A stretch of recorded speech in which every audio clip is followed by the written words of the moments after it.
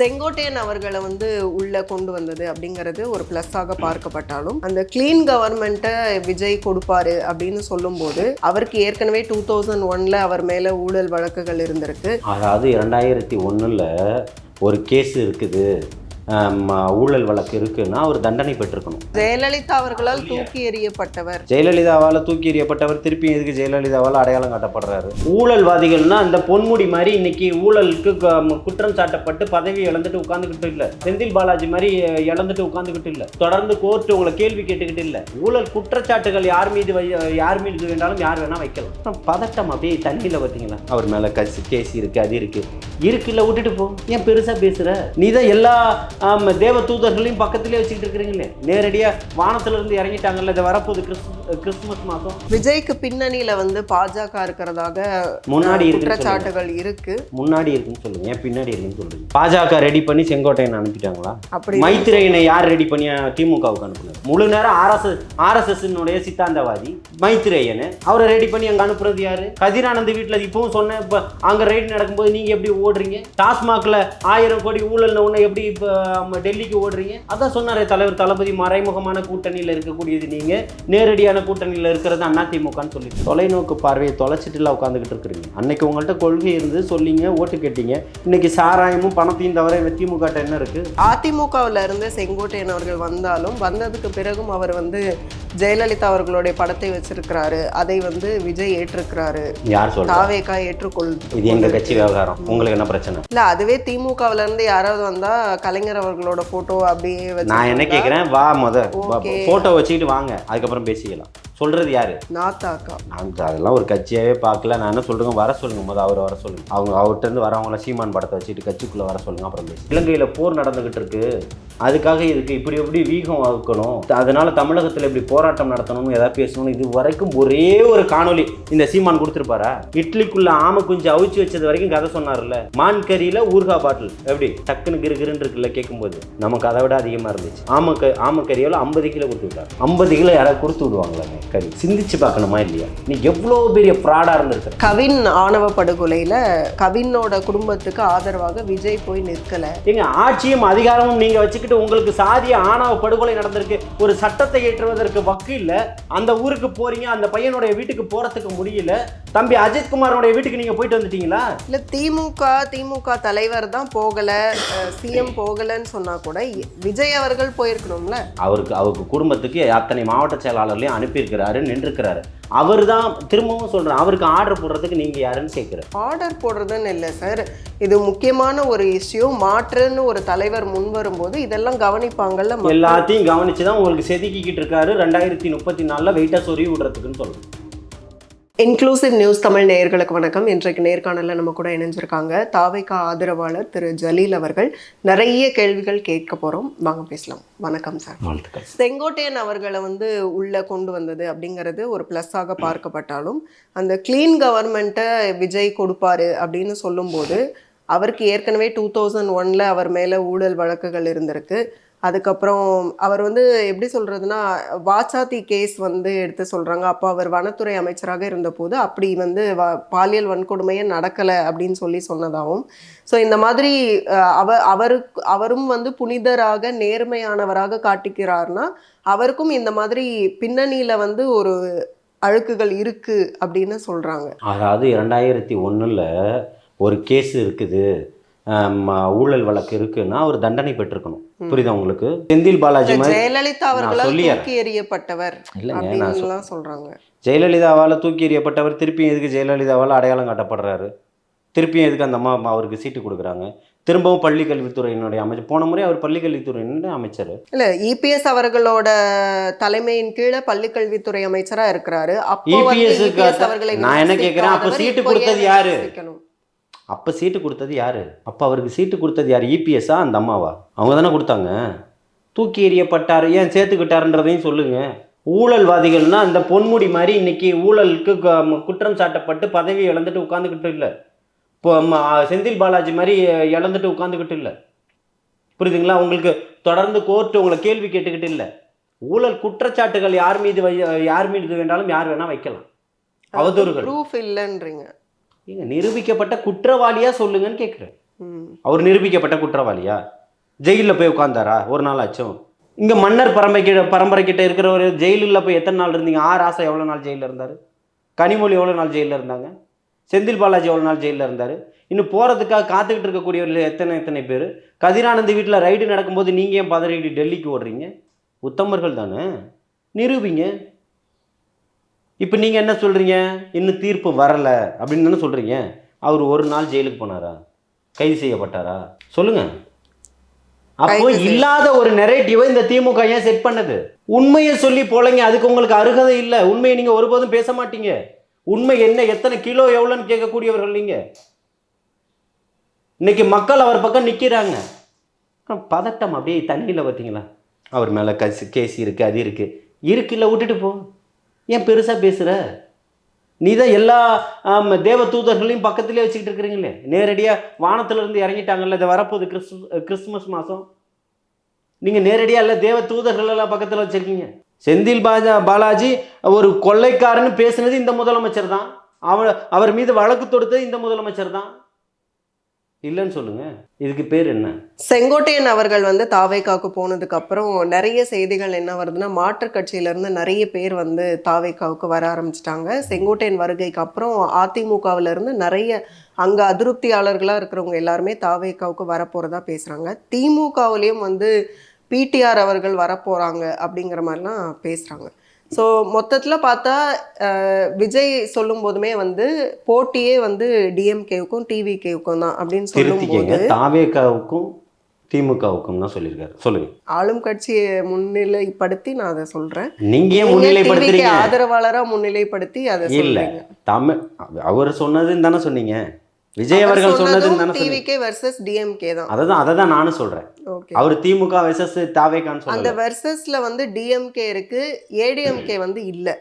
அப்படின்னு பார்க்கும்போது ஏடிஎம்கேவே ஃபுல்லா காலி பண்றாரா விஜய் அப்படின்னு ஒரு டவுட். ஏன் அதுக்கு முன்னாடியே தேர்தல் மேலாண்மை பொதுச் செயலாளர் அண்ணன் ஆதவ அர்ஜுனா அவர்கள் சொல்லியிருக்காரு, அதிமுக ஒரு கட்சியாவே இல்லை, அங்கே இருக்கக்கூடிய தொண்டர்கள் எல்லாம் இங்கே தான் இருக்கிறாங்கன்னு எப்போவோ சொன்னார். அப்போ இந்த ஊடகங்கள்லாம் என்ன பேசிச்சு, என்ன எழுதிச்சு? ஒரு அரசியல் கட்சியிலேருந்து இன்னொரு அரசியல் கட்சிக்கு வருவதெல்லாம் சாதாரண விஷயந்தான். புரியுதுங்களா? மக்கள் யாரை நேசிக்கிறார்களோ அவர்கள் பக்கம் வருவாங்க. தீவிர அரசியலில் ஈடுபடக்கூடியவர்கள் கட்சியில் இணைந்து பாடுபடுவாங்க, அவ்வளோதான். தொண்டர்களாக தங்களை அங்கீகரிச்சுப்பாங்க, கொடி பிடிப்பாங்க, கொடி கட்டுவாங்க, கரை போட்ட வேஷ்டி கட்டுவாங்க, முழு நேர அரசியலில் ஈடுபடுவாங்க, தேவையான அரசியலை பண்ணுவாங்க. மக்கள் இந்த பக்கம் இத்தனை ஆண்டுகளை இவங்களுக்கு வாக்களித்தோம், இந்த முறை புதுமுகமான இவருக்கு வாக்களிக்கலாம்ன்றது அது மக்களுடைய உரிமை, கடமை, அது ஜனநாயக உரிமை. இவங்க வராங்க, அவங்க வராங்க, வரதான் செய்வாங்க. அரசியல் கட்சி தானே நடத்துகிறாரு, சங்கரமடமாக நடத்துகிறாரு, அப்போ வரதான் செய்வாங்க. விஜய்க்கு பின்னணியில வந்து பாஜக இருக்கிறதாக முன்னாடி குற்றச்சாட்டுகள் இருக்கு. முன்னாடி இருக்குன்னு சொல்லுங்க, ஏன் பின்னாடி இருக்குன்னு சொல்றீங்க? பாஜக ரெடி பண்ணி செங்கோட்டையன் அனுப்பிட்டாங்களா? அப்படி மைத்திரையனை யார் ரெடி பண்ணி திமுகவுக்கு அனுப்புனது? முழு நேரம் ஆர்எஸ்எஸ்னுடைய சித்தாந்தவாதி மைத்திரேயன். அவரை ரெடி பண்ணி அங்கே அனுப்புறது யாரு? கதிரானந்த் வீட்டில் இப்பவும் சொன்னேன். இப்போ அங்கே ரைடு நடக்கும்போது நீங்கள் எப்படி ஓடுறீங்க? டாஸ்மாகில் 1000 கோடி ஊழல்னு ஒன்று எப்படி இப்போ டெல்லிக்கு ஓடுறீங்க? அதான் சொன்னாரே தலைவர் தளபதி, மறைமுகமான கூட்டணியில் இருக்கக்கூடியது நீங்கள், நேரடியான கூட்டணியில் இருக்கிறது அதிமுகன்னு சொல்லிட்டு அதையும் பேசுங்க. இதை பேசுறதுக்கு உங்களுக்கு இவ்வளோ நாளாக விஜய் தான் பிஜேபியினுடைய பி டீம், நீங்கள் இந்த பக்கம் அவங்க சொன்னாங்க திமுகவினுடைய பி டீம்னு, ஏ டீம்னே சொல்லுங்க, பிஜேபின்னே சொல்லுங்க. காஞ்சிபுரத்துல பேசும்போது கூட விஜய் வந்து டிஎம்கேவை அதிக அளவுல வந்து இங்க என்ன தேர்தல் நடக்குது, எந்த மாநிலத்துல கட்சி ஆரம்பிச்சிருக்காரு பேசவே இல்லை அப்படின்னு சமூக வலைதளத்துல இப்ப சொன்ன கொஞ்சம் முன்னாடி அறிவு திருவிழா நடத்தினவங்களுக்கு அறிவு இல்லைன்னு சொல்லிட்டு இதை தான் சொல்றது. அறிவு இல்லாதவங்க பேசக்கூடியது தான். வேற என்ன பேசுறது? பீகார்ல உள்ளதை பத்தி பேசுவோமா? பாட்னாவுடைய அரசியலை பத்தி பேசுவோமா? வேற எங்க டெல்லி அரசியலை பத்தி பேசுவோமா? யாரை பற்றி பேசணும்னு நினைக்கிறாங்க? தற்கூறிங்களா? இங்கே தானே பேச முடியும். அப்போ இதை சொல்லக்கூடியவர்களுக்கு வேற என்ன பதில் சொல்றீங்க? திமுகவையும் அதிமுகவையும் இங்கே ஆண்ட கட்சிகள் இன்னைக்கு ஆண்டுகிட்டு இருக்கக்கூடிய கரண்ட்ல இருக்கக்கூடிய திமுக இருக்குது. உங்களை எதிர்த்து தான் இங்கே போராட்டமே நடக்குது. மக்கள் உங்களெல்லாம் தேவையில்லைன்னு சொல்கிறாங்க. உங்களுடைய ஆட்சியில் தான் இன்னைக்கு மாணவர்கள் வீதியில் இறங்கி போராடுறாங்க. போகக்கூடிய பெண்களுக்கு சாலையில் ரோட்லேயும் போகக்கூடிய ட்ரெயின்லேயும் பாலியல் வன்புணர்வு நடக்குது, சாதாரணமாக நடக்குது. அவளை சாவடிக்கக்கூடிய அளவுக்கு உள்ளது இருக்குது. கர்ப்பிணி பெண்ணினுடைய சிசுவை கொலை பண்ணக்கூடிய அளவுக்கு நடக்குது. வட மாநிலத்தில் இருக்குதோ அப்படின்ற மாதிரி ஒரு சிந்தனைகள்லாம் போகக்கூடிய வேலைக்கு வந்துருச்சு. அப்போ தாவேகா கவர்மெண்ட் வந்துச்சுன்னா பாலியல் வன்கொடுமை யாருக்குமே இல்லாமல், சட்டம் ஒழுங்கு எந்த ஒரு பிரச்சனையும் இல்லாமல் ஜீரோவில் இருக்குமா? சட்டம் ஒழுங்காக இருக்கும். அரசியல்வாதிகளுடைய அதிகாரத்துக்கு அடிபணியாது. இல்லை, குற்றங்களோட எண்ணிக்கை சட்டம் ஒழுங்கா இருந்தால் ஜீரோவாக தான் இருக்கும். போகக்கூடிய இந்த பக்கம் போகக்கூடிய பைக் ஓட்டிட்டு போகிறவன்ட்டு குடிச்சிட்டு போகிறான்னா 100 ரூபா 1000 ரூபாய் வாங்கி பாக்கெட்டில் வச்சுட்டு போனால், 100 ரூபா வாங்கி பாக்கெட்டில் வச்சுட்டு போனால் அவன் டெய்லி போக தான் செய்வான், குடிச்சிட்டு வண்டி ஓட்ட தான் செய்வான். 10,000 ரூபா எத்தனை பேருக்கு ஃபைன் போட்டிருக்கீங்க இந்த மாதம்? நான் பார்க்கும்போது எல்லா நேரங்கள்லையுமே மதுக்கடைகள் கூட்டமாக தான் நிற்கிது. அதுக்கு வெளியில் இருசக்கர வாகனங்களும் நிற்கிது. அப்போ எத்தனை பேர் மேலே நீங்கள் வழக்கு போடணும்? 10 நாள் தொடர்ச்சியாக எல்லார் மீதும் போட்டால் யாராவது வண்டியை தொடுவாங்களா? 10,000 ரூபா நீங்கள் வழக்கு, இப்போ அதானே சட்டம் போட்டிருக்கீங்க, எத்தனை பேர் மேலே போட்டீங்க? தொடர்ச்சியாக நீங்கள் அடிச்சிங்கன்னா அப்போ லஞ்ச லாவணியங்கள் ஊடுருவலை தடுக்கணும். தடுப்பதற்கு சட்டம் வேணும். ஊராட்சி மன்ற தலைவியாக நீங்கள் வச்சுருக்கக்கூடியவங்கள அடுத்தவன் தாலியாக இருக்கிறா பார்த்தீங்கல்ல வேலூரில்? 14 வருஷமாக திருடியாக இருக்கிறாங்க அந்த அம்மா. இதில் ஊராட்சி மன்ற தலைவர் திமுக. சமூக நீதியை பற்றி நீங்கள் பேசுகிறீங்க.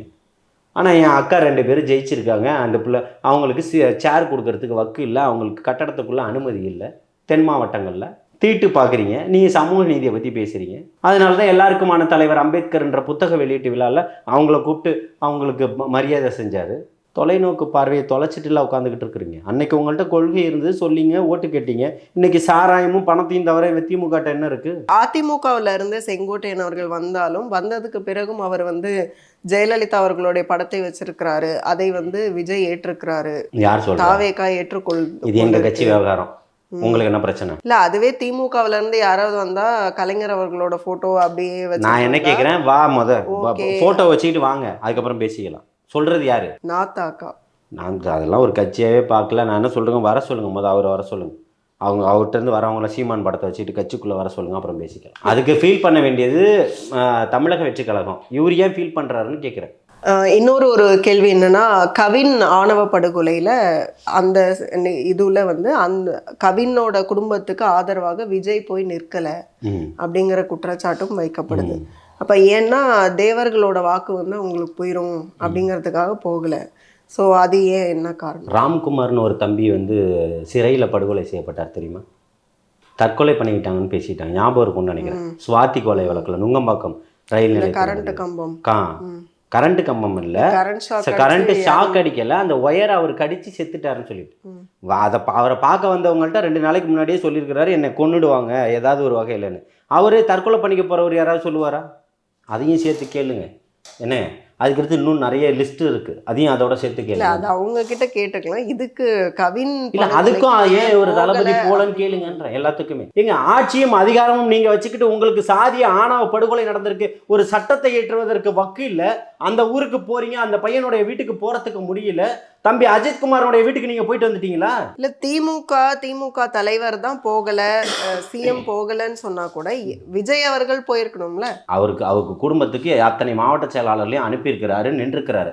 அவர் தான் திரும்பவும் சொல்றேன், அவருக்கு ஆர்டர் போடுறதுக்கு நீங்க யாருன்னு கேட்குறேன். ஆர்டர் போடுறதுன்னு இல்லை சார், இது முக்கியமான ஒரு இஷ்யூ. மாற்றுன்னு ஒரு தலைவர் முன் வரும்போது இதெல்லாம் கவனிப்பாங்கல்ல. எல்லாத்தையும் கவனிச்சுதான் உங்களுக்கு செதுக்கிக்கிட்டு இருக்காரு. 2034 வெயிட்டா சொருவி விடுறதுக்குன்னு சொல்றேன். எல்லாம் முடிஞ்சிருச்சு டோட்டலா.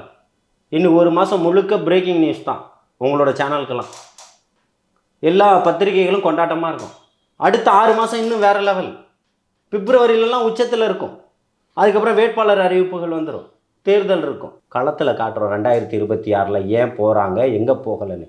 இனி போகாத அத்தனை பேருக்கும் அஜித்துக்கு எப்படி புதையுண்ட 24 லாக்அப் டெத்துகளையும் வெளியில் கொண்டு வந்தாரோ அது மாதிரி இன்னும் பல விஷயங்களை வெளியில் கொண்டு வர போகிறாரு. அன்னைக்கு இருக்குது தரமான சம்பவம்னு சொல்கிறேன். அப்போ தெரியும் தளபதி எதுக்காக வந்தாருன்னு சொல்லிட்டு. அப்போ பண்ணுங்கள் நீங்கள் விமர்சனம். 8% வாக்குகள் எங்கே மூட முடுக்கில் போய் ஓடி ஒளிஞ்சிக்கிட்டு இருக்கு, ஹிட் அடித்து இருக்கிறதையும் காலி பண்ணணும்னு சொல்கிறேன். தரமான அரசியலை பேசுங்க. உங்கள்கிட்ட தரமான அரசியல் இங்கே இல்லை. அதனால் இன்றைக்கி மக்கள் அவரை நம்புகிறான்.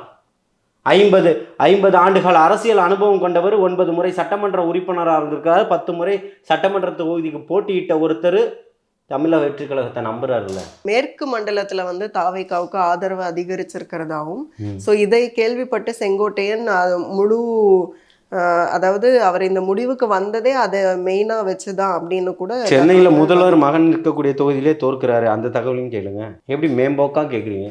ஊடகவியலாளராக கேளுங்க, எல்லாத்தையும் கேளுங்கன்ற. சென்னையில எங்கேயுமே இல்லையா? உதயநிதி அவர்களே தோற்கடிப்பது, நான் அதையே கேட்கணும்னு நீங்க எப்படி எதிர்பார்க்க முடியும்? அப்படி கிடையாது. கேட்கக்கூடியவர்கள் மேற்கு மண்டலத்துல மட்டும் இல்ல, ஒட்டுமொத்த தமிழகத்திலயுமே மேற்கு வாக்கு மண்டலத்துல சதவீதங்கள் செல்வாக்கு அதிகரிக்கு. அதான் நான் திரும்பவும் சொல்றேன், அப்படிங்கிறது ஒட்டுமொத்த தமிழகத்திலையும் செல்வாக்கு அதிகரித்திருக்கு.